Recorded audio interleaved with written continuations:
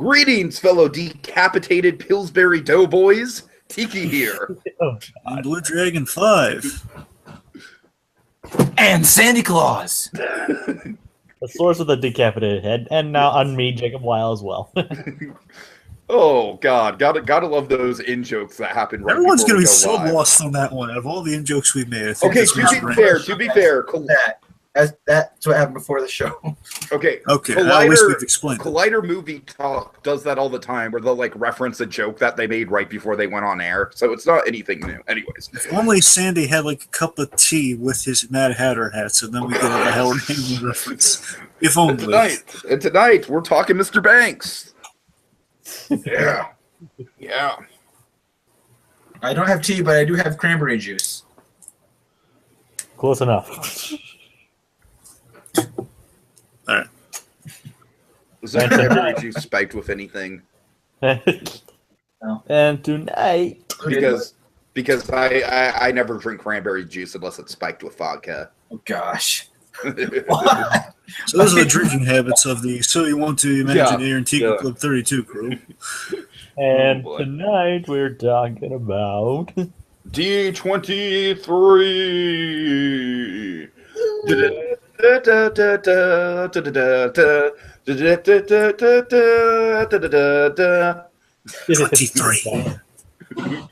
Oh, the home of the 4-hour line just to enter the building.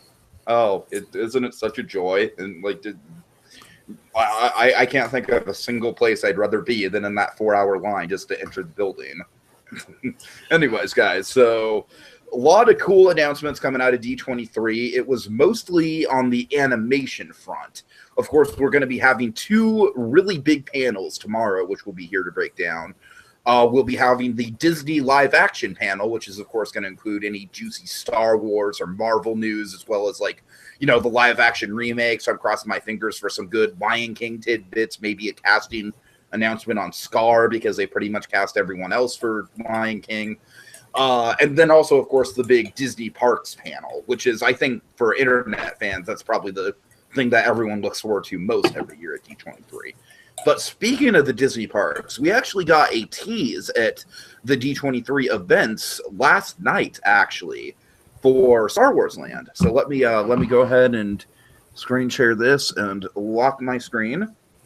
Guys, we also have an official announcement for the name of Star Wars Land. It's not just Star Wars Land.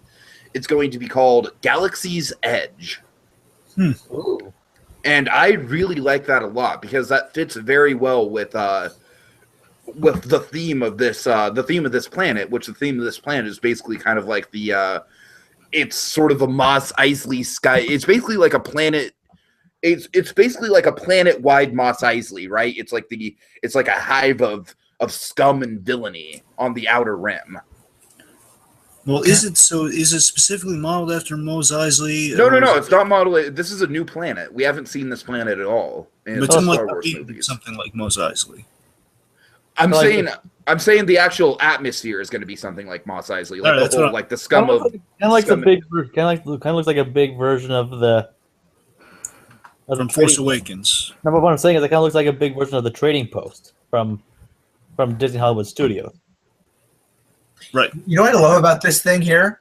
Hmm. I love how it looks so nice and peaceful with all the people walking around, but right. 100 times.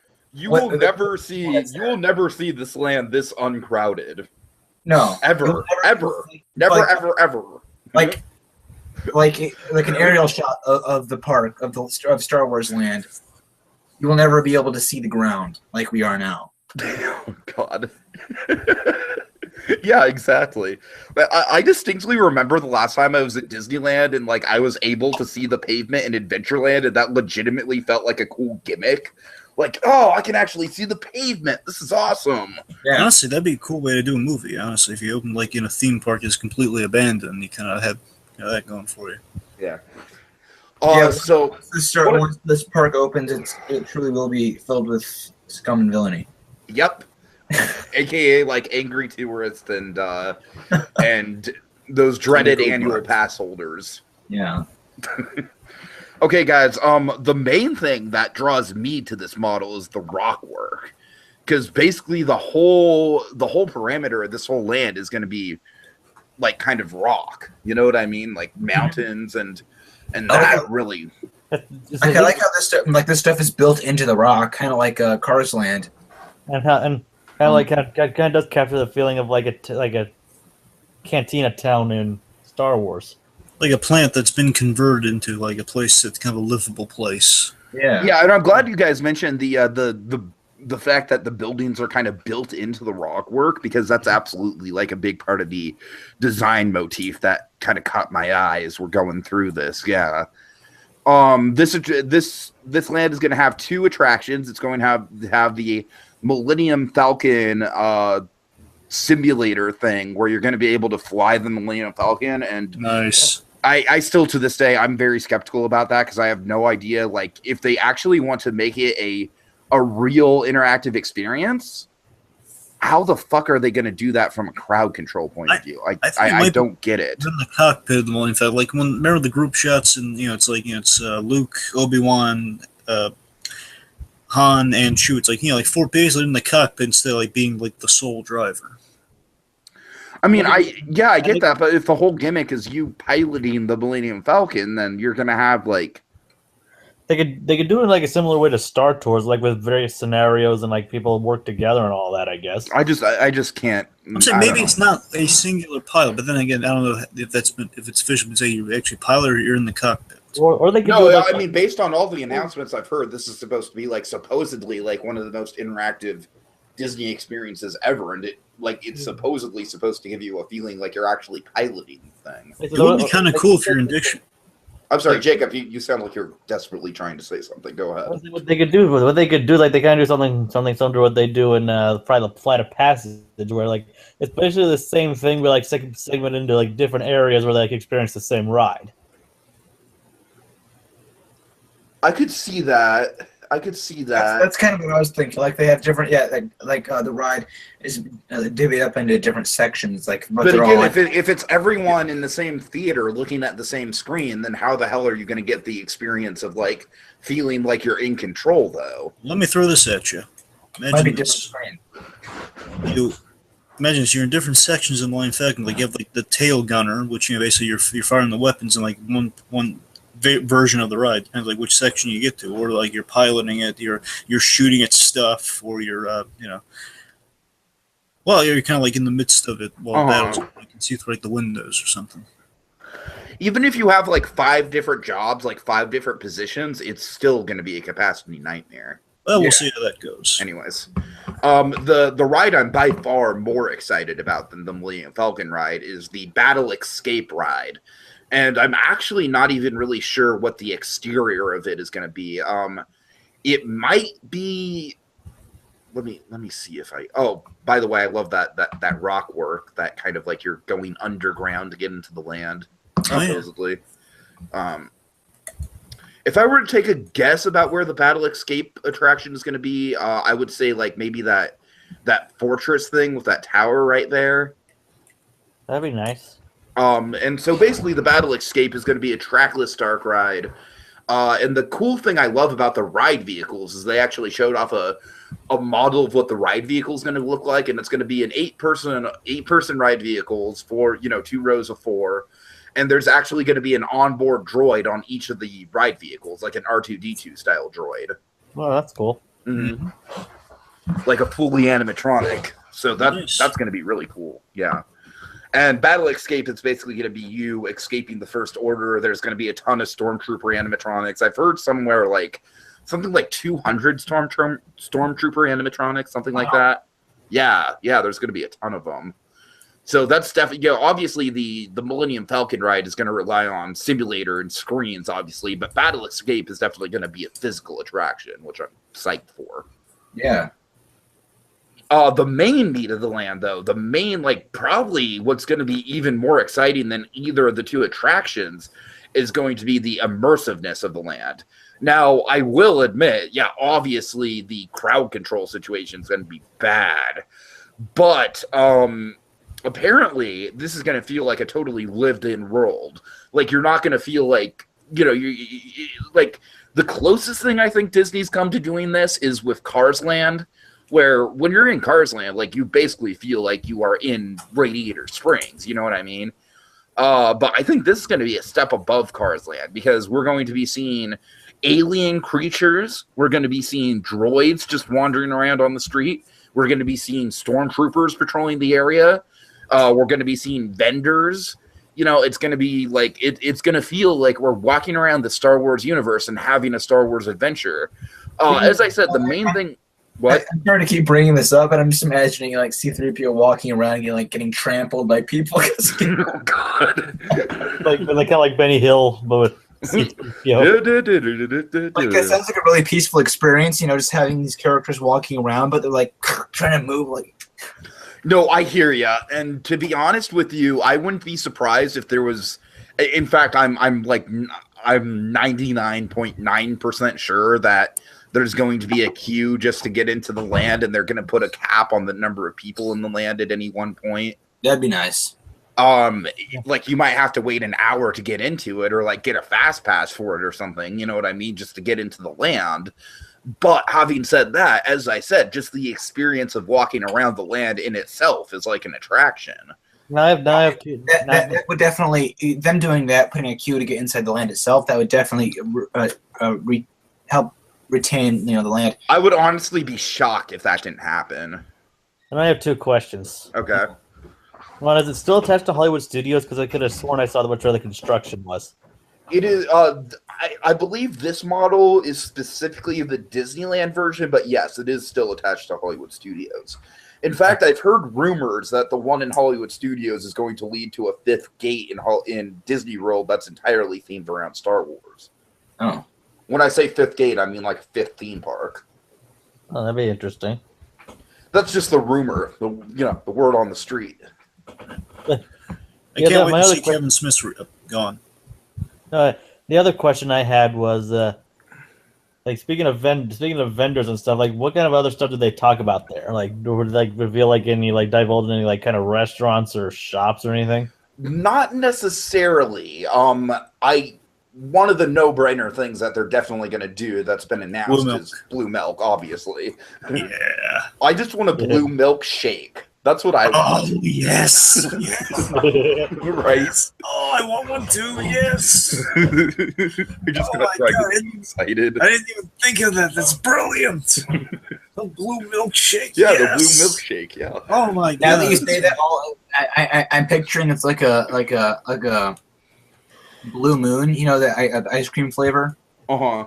Yeah, like that, except in a milkshake. That sounds really good, actually. I drink your blue milkshake. Imagine what other funds that you have. Imagine just like almost like an ice cream parlor there. You could have like a first order sundae. Like they have like a meal like where you can order Luke's Dagobah. Like, you know. Okay, I just all I want is to eat a Ma calamari claw. Yeah, that's what I'm saying. We have seafood, and it'd be horrifying because we have Admiral Akbar. It would be horrifying, but you did. Hey, little Timmy, little Susie, you just ate Admiral Akbar. I hope you're happy and not traumatized at all. Okay, to be fair, Admiral Akbar is far from the only Mon Calamari in the Star Wars universe. I'm saying you've eaten your hero, which you don't know if you ate him, but I'm saying there's a good chance of it. It's been traumatizing children since 1928. I'll tell you this though. I know who else would appreciate the blue milk. Kevin Smith. I'm sure he's going to get a kick out of this thing because you know he's going to be visiting this land at some point. Oh God, yeah. Whole land of Star Wars. He'd probably be one of the first passengers. Dragon Kevin Smith's in LA, right? Yeah. Yeah, so he'll definitely be. That's what I'm saying. Yeah. The Avatar. Oh, by the way, I tell you, he won on the Avatar thing. He had a really good time with it. He has a really great story about going on it. Oh, cool. Which podcast does he do this on? I think they put it out on YouTube so you can just watch the discussion on it's on Hollywood Babylon, but I mean specifically they pulled like that section of it out for it's on YouTube. It's on the Kevin Smith channel. Anyway. So yeah, I mean, just like I said, guys, I keep going back to this, but the rock work just looks absolutely incredible. The rock work in Cars Land is incredible too. The rock work in Cars Land is super naturalistic, and it just feels like you're in the middle of like the California desert or something like that. But Yeah, Disney no. knows their rocks. Now, what about this big background behind it? oh, that I think that is to just show what the planet would look like in like a live action movie kind of form. Okay. Like Because it's not meant to visually represent like more of the land. It's more kind of just a visual cue of what it would look like. Like part of the model. It's honestly a huge selling point for me. Just that whole just green area, but we're not getting any of that really, except trees. Maybe they could use like a forced perspective kind of thing to make it work. What do you think? What do you think's better? Just having the land as it exists, or having in the very distance, just having like like a mural or something of that to suggest? I think Jacob hit the nail on the head. Like a forced perspective. Like in Toontown, they have those mountains with letters on them. I could see them, like, keep in mind, this model is not, like, definitively, like, 1,000% exactly how it's going to look in real life. 100%. Well, I don't know if I go to 1,000 if we just need 100%. Shut up. Anyways. Who's on 5th? Yes. Some dope who can't remember a joke. Anyway. Okay. I mean, Ezra, if you look at it, like, like in this area, there are quite a few trees. It's a big model. I just think, I just think with the rock work itself, it's going to be more. It looks like a cross between Endor and Tatooine almost. I agree with that. Yeah. Which I love. I mean, I love Endor. I mean, that is a good choice for them to kind of combine those two aesthetics because those are two of the most well-known Star Wars. Yeah. Planets. If I'm gonna guess based on I'm gonna guess that what we're seeing in that backdrop, kind of that backdrop thing is we're seeing the perspective of the skyline of the land. So like all the peaks of the different the different mountains and stuff through the trees. So I still definitely think there are going to be a lot of very naturalistic. And one of the other things I've heard is that there's going to be like something like 10 waterfalls or something like that. Damn. Like a crazy amount of waterfalls, which has me stoked. I know there's really no way to do this, but boy, I love those two moons up there. Oh, I know, right? Oh, God. I don't know. With Disney and projection effects, I honestly think they could find a way. And from the looks of things, if that's truly like the kind of scale they're going for, it looks like they have like a lot of ideas for like shops and oh yeah, no doubt, shops, restaurants, and other kind of merchandise in mind. Like franchise, product. Moving on. Okay, you know what movie is going to basically be this movie exists basically to sell a product, but it still sounds awesome. Wreck-It Ralph 2, Ralph Breaks the Internet, which is basically going to be an advertisement for the Disney, what is it? I forget the Disney, Jacob, do you know? I have no idea, like the Oh My Disney website? Oh My Disney, that's it. Oh My Disney, thank you. Are you sure that's like going to be a big thing or just a small part? That's what I'm saying. It sounds like a small gag for me, to be honest.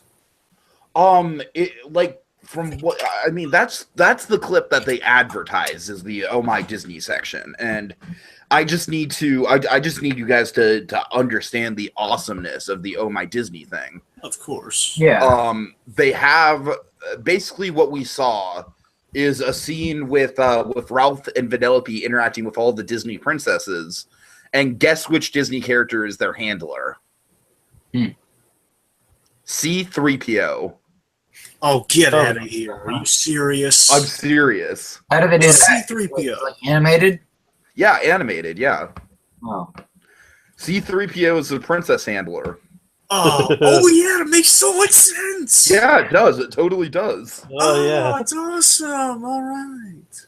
Oh, I get it. Yeah, that's pretty clever. That's right.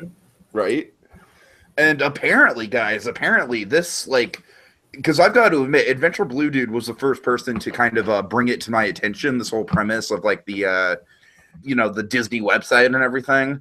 And at first, I just straight up did not believe him. I was like, he's got to be joking. He's got to be joking. And then the more I think about it, like, and what I hear of the actual clip, it sounds like the clip went over really well. Like, it could be something that was just completely, like, cynically corporate, you know what I mean? But it's not. Like, people are really, really eating it up. Like this is like the highlight of the whole day. So if I were to guess what they're going to do with it, yeah. And honestly, if you think about it, you have all those different video game characters, those fictional video game characters. So why wouldn't Disney characters exist in this world, you know? Yeah, sure. I mean, I just hope they don't stray away from the video game characters, though. Yeah, that's I mean, they could like revisit the idea where Ralph had to go to like the relaxation game that was deleted from the first movie. Mm-hmm. They got like reference that in a way, like a run, like a, you know. As for your guys' question of if this is going to be like the main plot or not, I honestly don't know. Like, realistically, I would think it wouldn't be.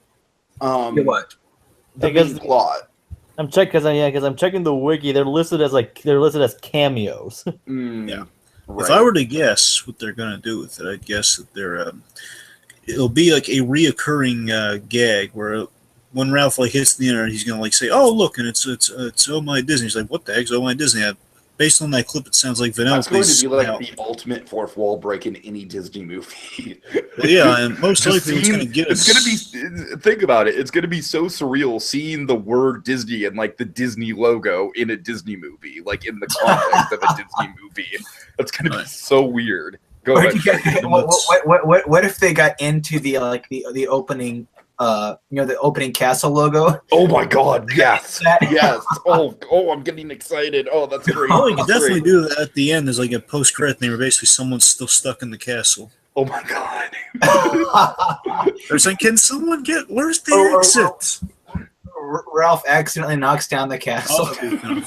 Pixar says, "I'm on it."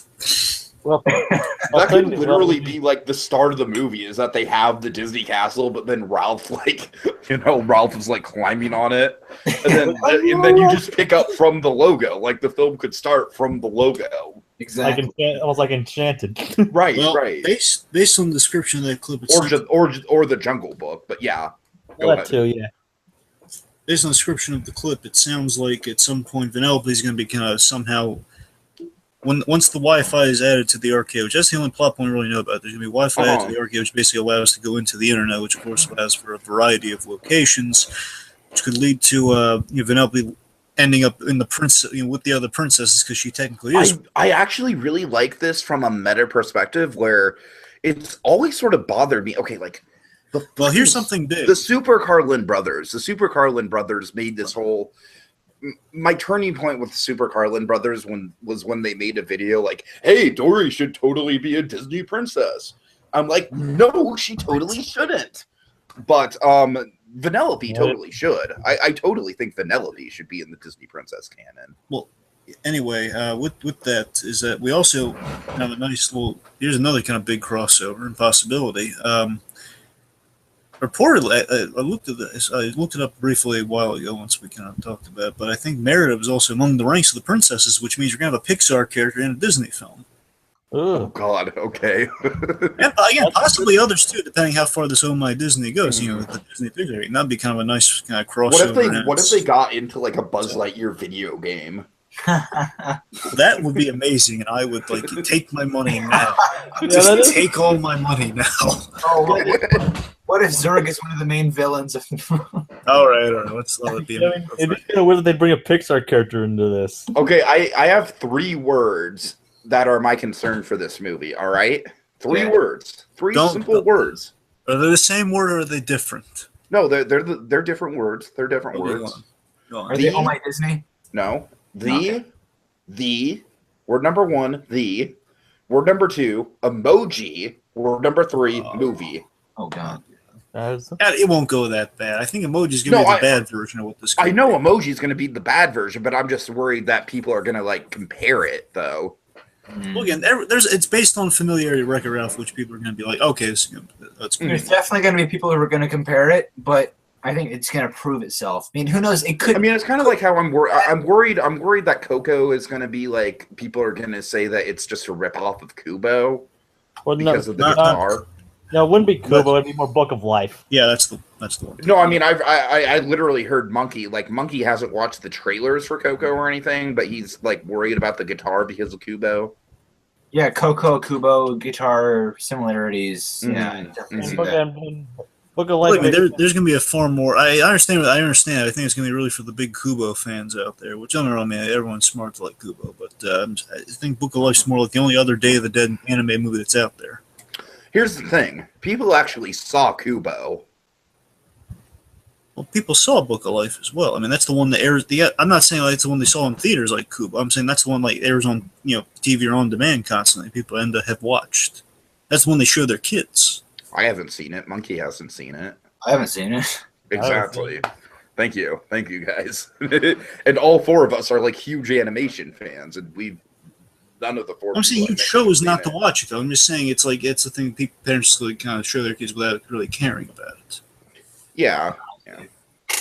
Anyway. Okay.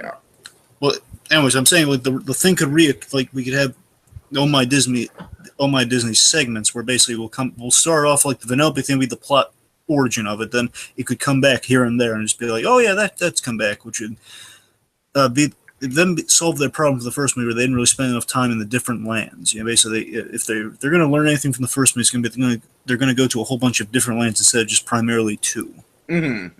Sure. So, yeah. All right. Yeah. I mean, as I said, I like it's surprising to me, but yeah, this was kind of the highlight of D23. I almost said the highlight of Comic-Con. Well, it's Disney's Comic-Con. Right. Okay. Should we move on to the next piece of news? Yeah. Okay, so Toy Story 4 is getting a new director. This is, of course, kind of like a lead into the bigger Pixar news that we got today. Well, technically not a new director.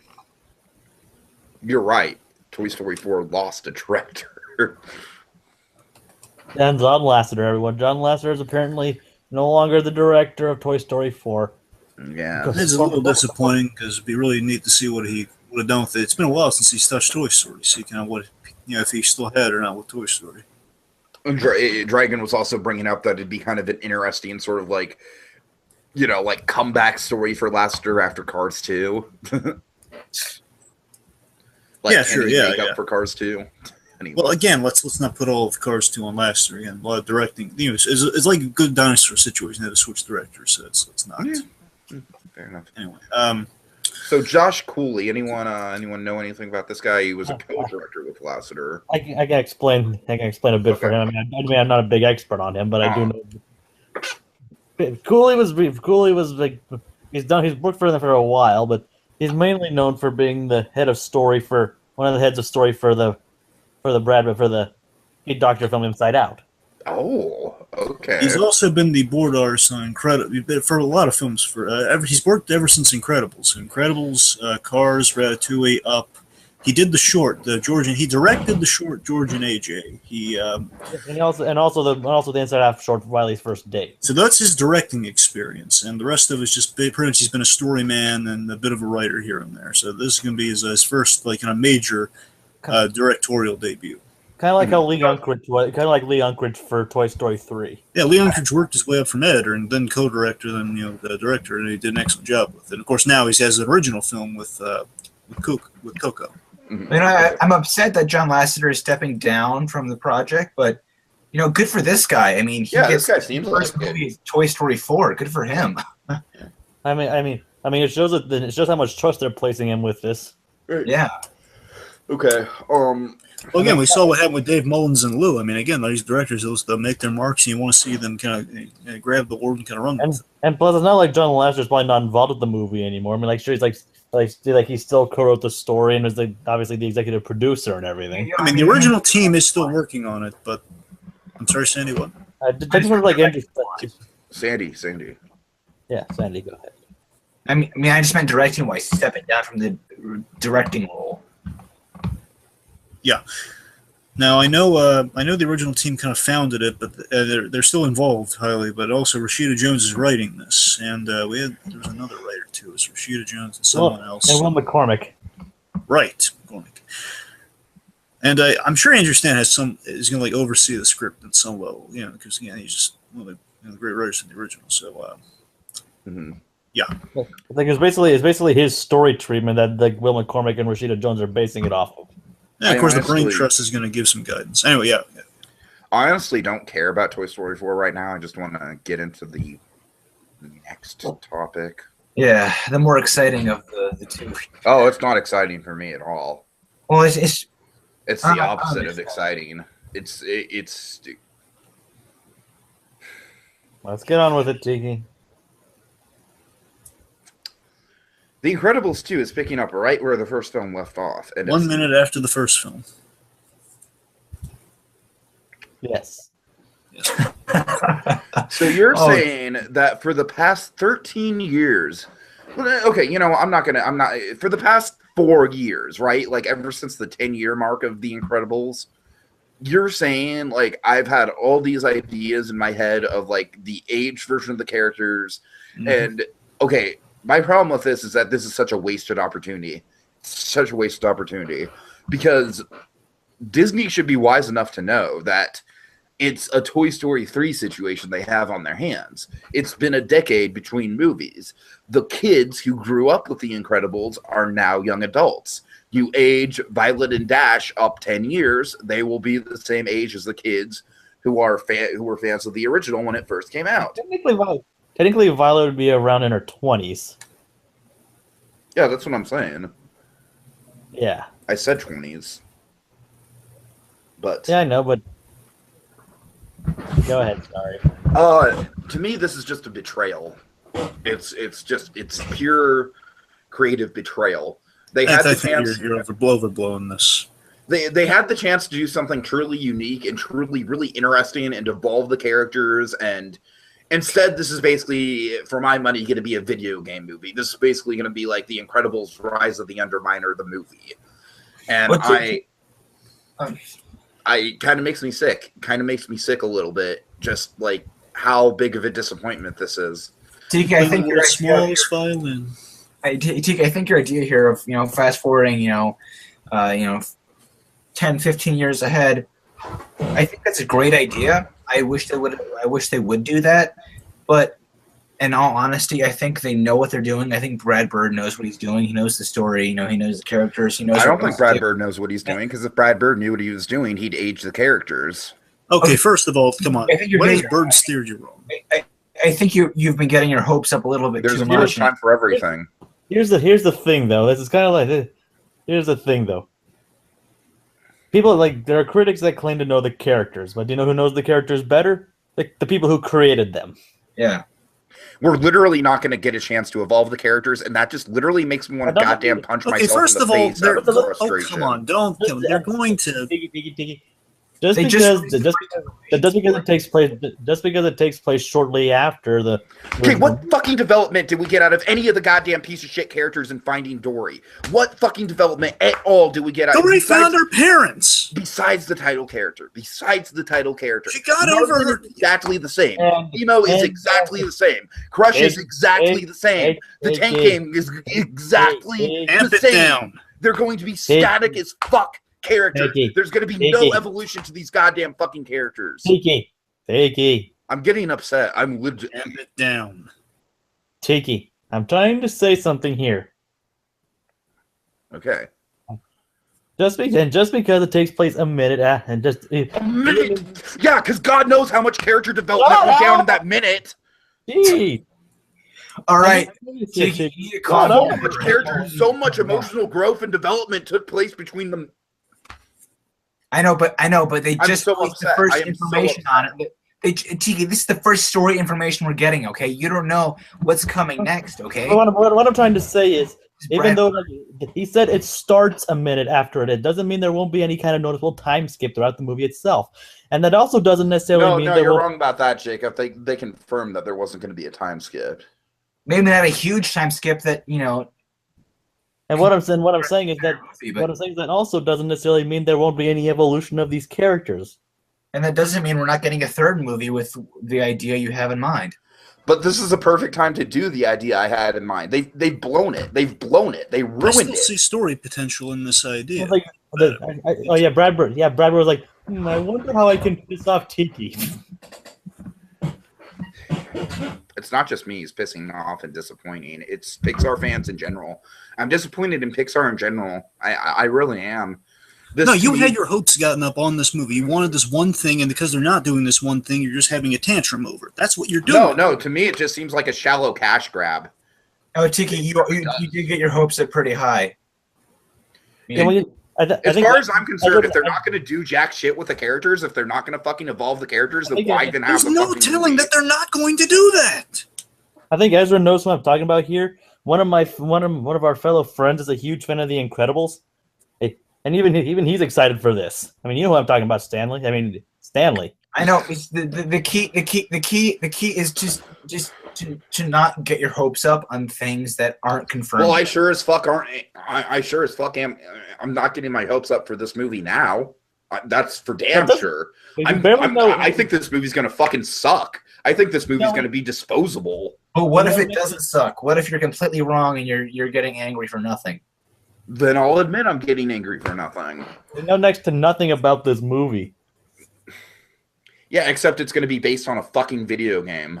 Okay, look, the video game thing is unfortunate. Yes, all right? But looking past the other minor thing is going to be like an opening sequence, all right? They're not going to go the path of the video game, which is going to take up the whole movie. It's not. Here's what I think what they're going to do is like it's going to be adjusting to the life, basically kind of this new working the new superhero life into the new rekindled superhero life into Suburbia. So now they're kind of adjusting to these new roles. Elastigirl is very against becoming a superhero again. She's going to be getting into it, which is why we're going to have some focus on her in the story. And I will admit the one thing I am optimistic about with this is the focus on Elastigirl. Yeah, and Bob's like going to be the single solitary thing that I am actually excited about. We're going to go forward Bob's story, and he's going to be more invested in the family life, and that's why he's kind of stuck on babysitting dude from what's been reported. The thing that occurred to me I didn't really think of is that, well, yeah, if they, in my version, and my idea, Bob Parr would have been like on the verge of retirement and dealing with his daughter dating a supervillain, but no. So your idea was your basically idea was cliche? Movie? No, Jacob, my idea was subverting cliches like all Pixar movies do. Pixar, like, back from the beginning, Pixar has always taken cliche stories and made them fresh and original. Well, Bug's Life was Seven Samurai. But the idea was never mind. Guys, what it all rounds up to in the end is that we just got the first information, literally the first information aside from the release date, just like yesterday. Okay, and Ezra, like you said, I mean, you did bring up the point, like, yeah, maybe for The Incredibles 3, they can... It's going to be too late now. They had the perfect opportunity to actually capitalize on the nostalgia and do the whole, like... Because by the time The Incredibles 3 comes out, I'm probably going to be like 30 or older, and they can't do that time jump and have it mean as much to me. Yeah, here's the question, though. What does it mean to Brad Bird and Pixar? Product. Oh,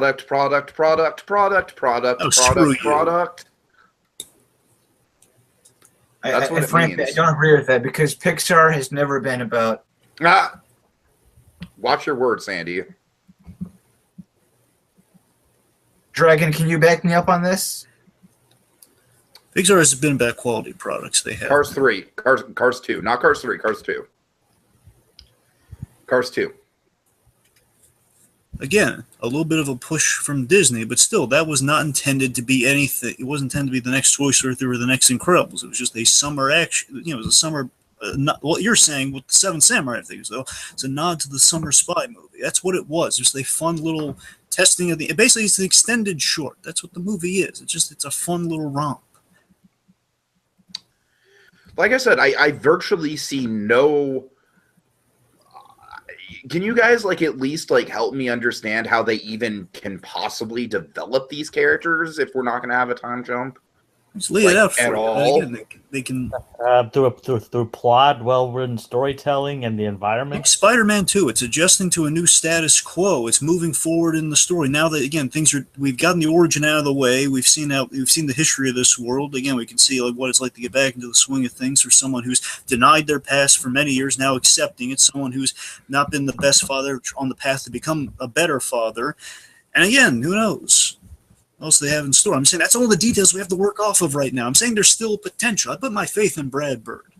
Me too. I put my faith in Pixar. I put my faith in John Lasseter. I put my faith in good storytelling, and this doesn't sound like a good story to me. And who's one of the best storytellers at Pixar? Who's one of them? Bird. You don't even know the story. We just know details about what's going to happen. We don't know the story yet. Yeah, exactly. The Underminer could get killed off. If the Underminer is the main villain, I'm gonna fucking shoot myself. I do not think the Underminer is going to be the main villain. Because the Underminer is a gag. That is all he is a gag. That's what it'll be at the opening. It'll be like, hey, remember that guy? A little opening scene. And also like a way to have John Ratzenberger back. Guys, Tiki, remember guys, remember the first film? They had that whole Glory Days section, and then they jumped forward 15 years. Yeah. Yeah, but I'm telling you, Ezra, it's been confirmed that that's not happening. Well, it's been confirmed that the whole story is going to fucking take place without the characters aging. That doesn't mean they can't do something similar. All right? They're playing with us right now. That's what they're doing.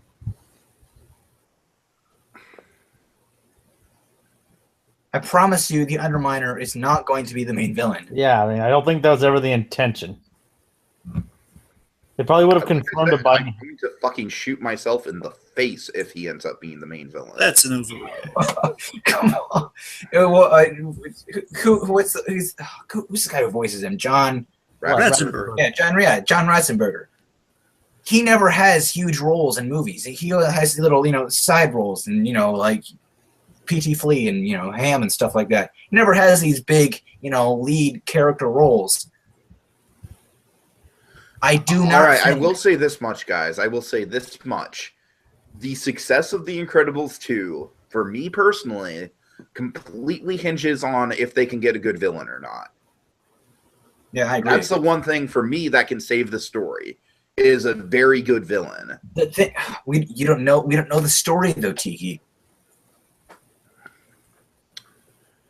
Okay, that's the one thing that can save the terrible creative decision to not flash forward. You mean the creative decision? No, I mean the terrible creative decision. That's the one thing that can save on this film. You know what? You see this notebook? This notebook is just picture this notebook as like possibility, like story possibility for aging. Disney's just like, nope. Just gonna throw all this possibility just out the window. Just gonna throw it out. Just gonna toss it out. Bye possibilities. Sorry, where's your Oscar? Where's your Oscar nomination? Oh my god. Where's your Oscar win? Twice. Where's your We don't know the story. We don't know the story. And they are playing with us, okay? They are playing with us. All right. I'm so upset. You are a lot more upset than I thought you'd be.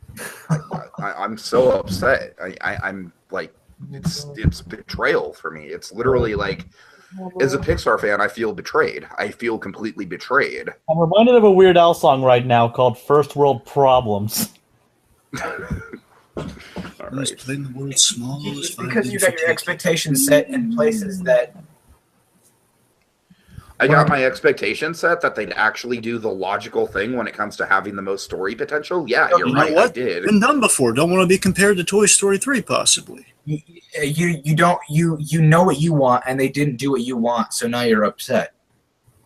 Yeah, I'm upset that I'm not going to get to see the characters that I grew up with in a different light and in a different time period. I'm didn't go with the expected play. Sue them.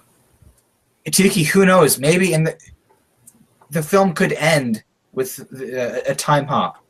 Maybe, that's not going to be the entire film, but we could get a section of the film where there is a time hop.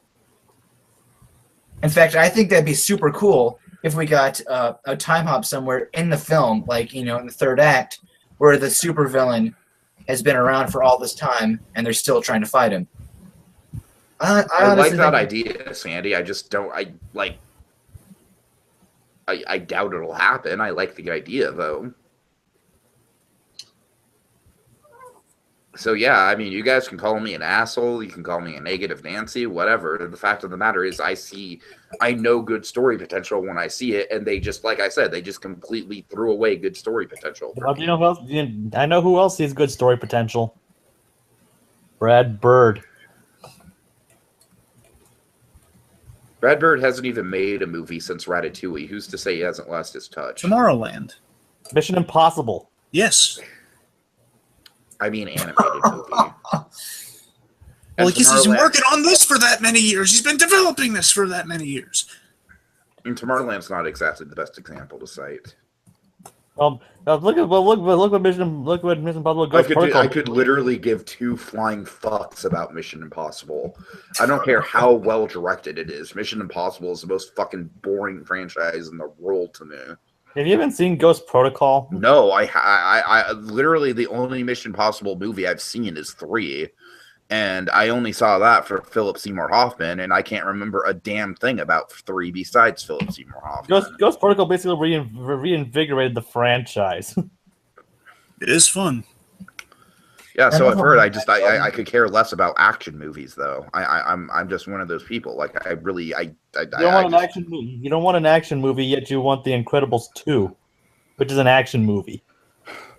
Jacob, the whole reason why I'm upset about The Incredibles 2 is that it feels like the direction they're going in with it is going to be less character study and more straight-up action movie, whereas the direction I wanted to go with it was more character study.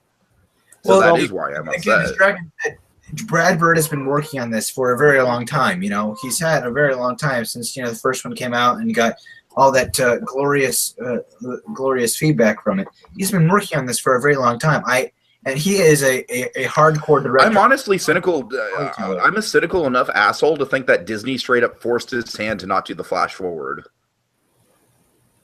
Yeah, I don't really think so.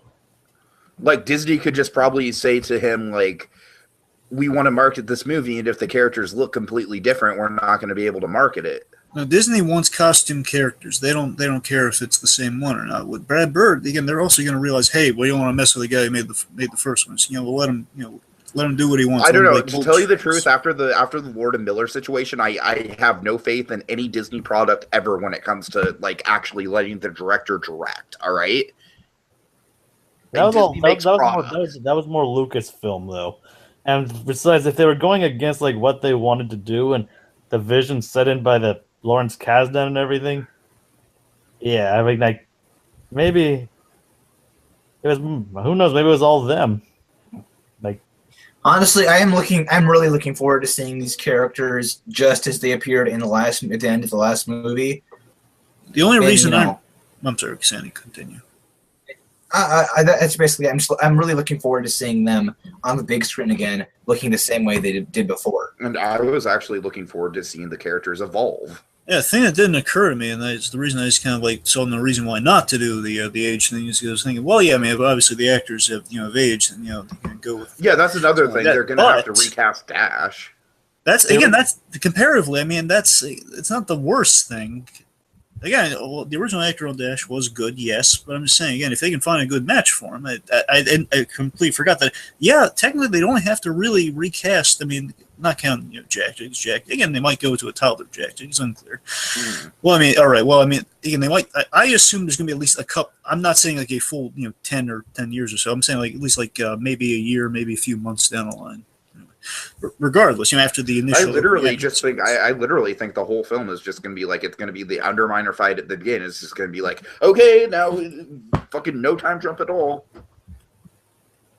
You can have characters evolve without them having to grow up or get older.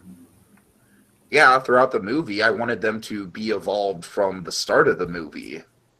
Yeah, but think about it. If we did but think about it from this perspective. If we did that, we would have missed their growth instead of experiencing it. Okay, did we really want to see Andy's awkward teenage years? Is that really something that anyone was clamoring for? And Andy's a regular kid. He's not a superhero, okay? Well, again, that's what their story is about. Like, what they set up that story. They didn't need to tell the intermediary story for that one. They set up the story of what's going to happen when Andy goes off to college, which is the idea brought by the prospector in Toy Story 2, which, boys say, I'm going to watch it happen. And watching it happen is just going to get like a little old. And we want to get to the end point, actually the fear being realized. That's the point of that story. The point of the Incredibles is like, hey, the next adventure, we're going to start off with the next adventure. We're going to keep it going. And honestly, at the end of the Incredibles 2, there were still things for the characters to learn.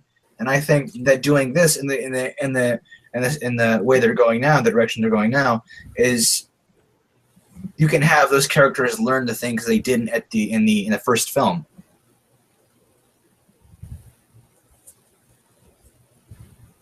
So you're basically saying that this movie basically exists to fill in the gaps of the first movie? No, I'm saying it exists to expand the first movie and to give us more insight in the characters and to watch them, as you say, evolve. Even if it's not them getting older. Well, clearly I'm not the popular guy in the room right now. Like I said, it's less about me not having faith in the story that they do have, and it's more about me just being crestfallen that they didn't take the opportunity to, it's really just, like I said, it's just wasted potential. It's just they just completely like threw out potential for me, which is what I have a big problem with. It's just like, I don't know. Yeah, but there are things that you're missing that they realized. I mean, no one knows the characters better than the creators, as Jacob said. I'm just going to be straight up here, guys. I'm not looking forward to this movie at all. All right. If you're not willing to give it, a chance. We barely know anything about it to begin with. I've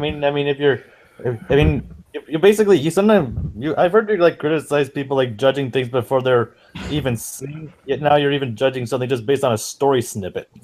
I know, and this isn't even a full story. This is not a synopsis of the story or plot elements or any. Or a trailer.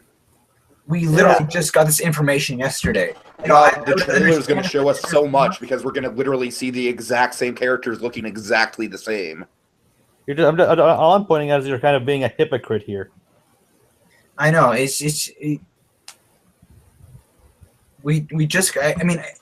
I would understand if you waited a few months and we got more information and it was then you didn't want to see the film or weren't looking forward to it. But now we just get this information and you're completely judging just by, the first few details we get of the actual movie. I mean, if you're a true fan of this movie, you'd be willing to give it a chance, no matter how dark things may look. I mean, that's the way I look at it. I mean, I'm a huge fan of the first film. I know Dragon is. I know Jacob is. I was willing to give it a chance when I didn't think that Brad Bird was just being Disney's puppet. See, come on, that's uncalled for. It is. I said we don't know anything. Like, for all we know, this was his intention all along. I know he probably wouldn't say that he was Disney's puppet, but I highly doubt. If you've noticed, they've been really trusting of their story department lately, and I highly doubt that they'd really interfere with the story Brad Bird wanted to tell. And Pixar has done this before, where they release details on a film and it looks like it's going to be horrible, but then it ends up being a huge box office success. I'm not even saying it's going to be horrible. I'm really not saying that. I know it sounds like I'm saying that, but you basically did say it. You basically said the film's going to suck. The film's going to suck, and I'm not looking forward to it. No, I said I'm not looking forward to it. I didn't say it was going to suck. Yeah, you kind of did. Well, we can go to the videotape later. I know. Can we just move on? All right. Yeah, we really should. So space. Yeah. That's a thing that exists. Yep. So they released a shot for this, and optimistically, be like maybe they changed. I'm not going to check it out unless I see like an amazing trailer, because I'm only intrigued by the one screenshot they debuted this and the fact that they're just calling it space. Suggests that perhaps maybe they get their game together and actually kind of focus on the visual of space and maybe something. I don't know. I think if they can grab me with the visual of space, I might be able to be more invested than I would be with planes, which that is Disney kind of cashing out on cards. It's like them not even working Pixar into the fray and just Yeah, basically that's them just trying to like, hey, what other things can we do? There's just still in the universe of this. To be honest with you, if is Planes canon with the rest of the Cars movies? Do you guys know that?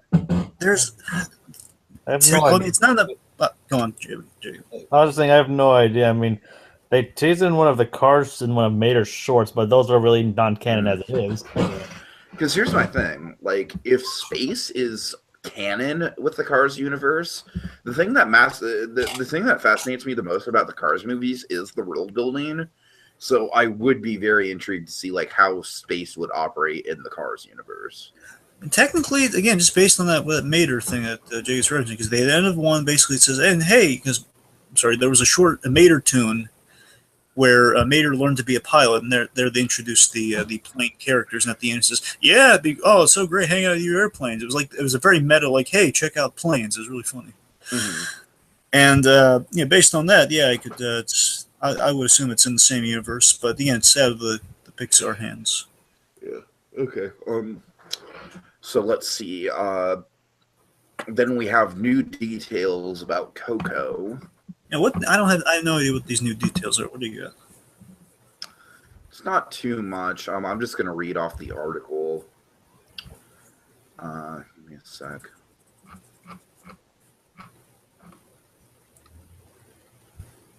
But yeah, looking forward to Coco though, right? Yeah.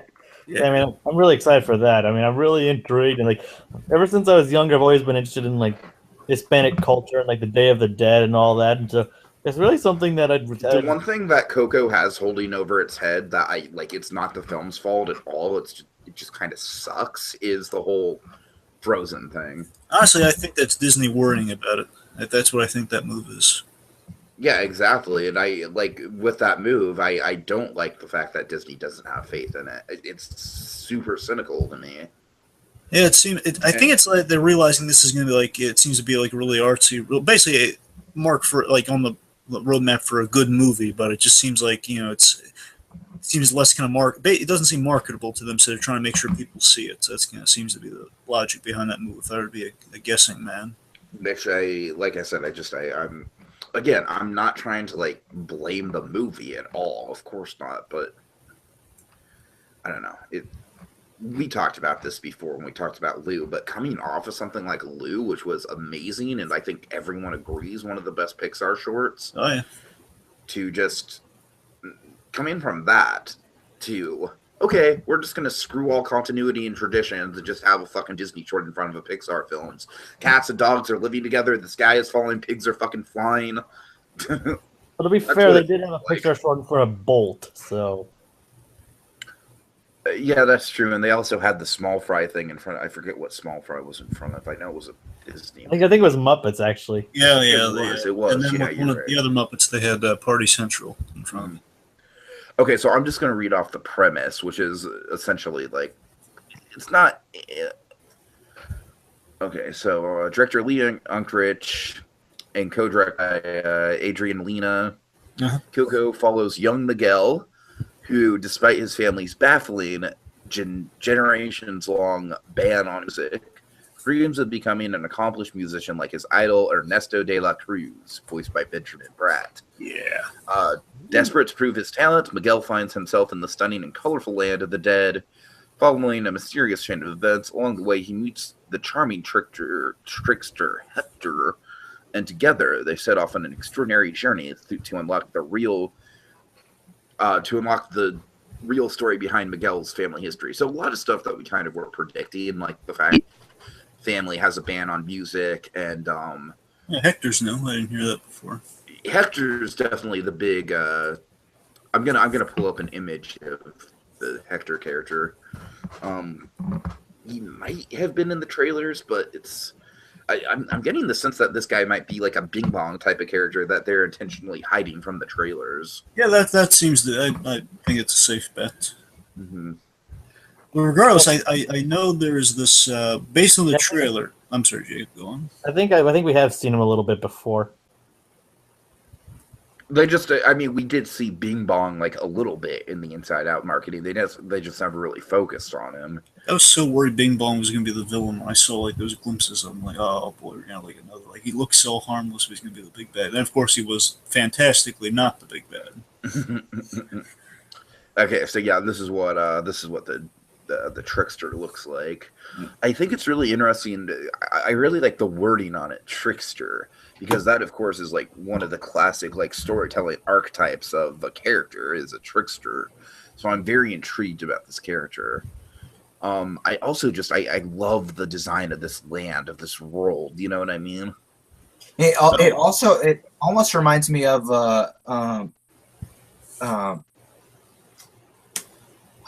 Corpse Bride. Corpse Bride. Yeah. Yeah. Oh yeah. The design of the character here, I'm saying, and the whole color of the entire world, it reminds me a lot of Corpse Bride. It does. Same here. Corpse Bride had good animation. I was disappointed by the story in Corpse Bride. I think this is going to have a better story. Well, yeah, I'm just saying the world looks similar. I'm not saying the story's similar. Sure. I will admit I am fascinated though by the whole idea of the family heritage and the ban on music. I think it's going to be really good. Yeah. Like I said, my concern with this movie is less is the movie going to be good and more like how is the movie going to be perceived by other people. You know what I mean? So, anyways, yeah, I'm convinced that the family mystery is going to be that he is related to De La Cruz, and and something happened in the past where like I think there was some theory or some synopsis somewhere where I think that was hinted at that's kind of the band somehow has to do with De La Cruz. Okay, so let's get to the anything else about Coco? That looks good. Okay, let's get to the final piece of news for today, something that I think we can all unite in positivity about. Finally. I know, right? The Untitled Pixar movie, which, of course, folks, Untitled Pixar movie is, that's just very exciting to me because it's going to be completely fresh, completely new. So last time we got an Untitled Pixar movie was Inside Out. And also The Good Dinosaur. Well, I was about to say technically The Good Dinosaur came out. Well, after but I'm saying they were both announced at the same time. I'm just saying, technically, for a while, it was known as the Untitled Pixar movie about dinosaurs. Yeah. Always like those vague Untitled, where they have like some descriptor in the thing. That's kind of the hallmark of like intrigue at Pixar. And honestly, I don't know if this has a descriptor. I think it's just the Untitled Pixar project. Look at the Suburban things. I mean, I thought that was... I know. I don't think they officially announced the Untitled Suburban Pixar movie. Anyway. So Monsters University director Dan Scanlon is bringing one of his most personal stories to the big screen with Pixar's next Untitled film. This movie is set in a world of suburban fantasy. We weren't shown much, but a title card displayed a small-town skyline complete with street lamps and a water tower. There also happened to be a dragon flying off in the distance. Scanlon's movie will include unicorns, dragons, and a plethora of other beasts that are considered pests to other ordinary folks, like centaurs, trolls, and sprites. Scanlon told the D23 audience that the story was inspired by his father, who passed away when he was an infant. And this is the thing that just really sells me on this movie. It's so intriguing. Scanlon said it was a recording of his father's voice simply saying hi and bye that inspired him to develop the story. Oh my God, that almost gives me chills reading it. So I'm stoked for this thing, guys. I'm stoked. I feel the opposite about this that I feel about The Incredibles. And you know what? I'm just gonna come out and say it right now. I'm being a contrarian asshole for The Incredibles to the camera. All right, I'm kind of playing it up a little bit. So, but yeah, Untitled Pixar project about suburbia. Yeah, the first thing that I think of with this Dragon brought up is Stranger Things. So I'm very intrigued about that. Essentially, it's said it's kind of suburbia mixed with D&D. It's kind of been the through line description I've seen. So, all right. Anything else to say about that movie? I mean, it just sounds super intriguing to me. The backstory behind it with the recording of the guy's father, it's just like really sounds like a super personally. You know what it sounds? The thing that it reminds me most of, just based on the premise, is Up. Because when we first heard the premise for Up, we were like, wait a minute. This is like some old guy at a Boy Scout, like Unfinished love story. Having an adventure in South America? What? And then look what happened with Up. So, yeah. Yeah, this blend of like suburbia and just kind of this fantasy element, like right in your backyard, that sounds really interesting. The fact that there's like a personal motivator, definitely like a three you have three winning premises kind of right there mixing together in a seemingly a natural way. Again, we'll see if it's probably gonna be through a kid's POV point of view, playing D&D somehow, and just I don't know. I think like I like kind of the childlike kind of. Based on these descriptions, again, we don't really know anything about the movie. Just I think based on that, it's gonna be interesting seeing that come to life. I'm gonna take a wild guess with the premise and say that the story is gonna be kind of like Jumanji style, where the events of the D&D game are coming to life. I was trying to avoid saying that, but yes. What I got from it though is like the ordinary folks are like the centaurs, trolls, and sprites, where the others are like other pests and monsters. That's what I kind of got from the way that's worded. Well, this is directed by the Monsters University guys, so it could just be that it's just a suburban fantasy environment. Yeah, you know what it could be? Just throw this out there. What if it's I don't know what the connection is between the recording, but again, we'll see. But I'm gonna throw this out there. What if it's the kid's imagination? Like all this fantasy stuff is purely through the kid's imagination. I could see that. I could see that. Maybe not.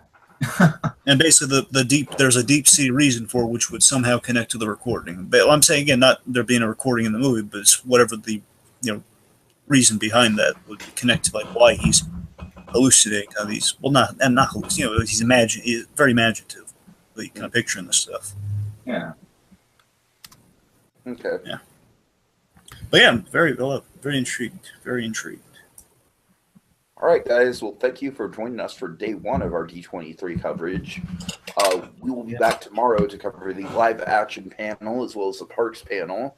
And we will also be doing a full kind of like a retrospective on the 3-day event. Monkey's going to be in there on Sunday, actually. So he'll have some firsthand stories to tell of that. Probably mostly involving him waiting in lines, I'm guessing. We're also covering video games. Bring a chair. We're also covering video games tomorrow, too. Mm-hmm.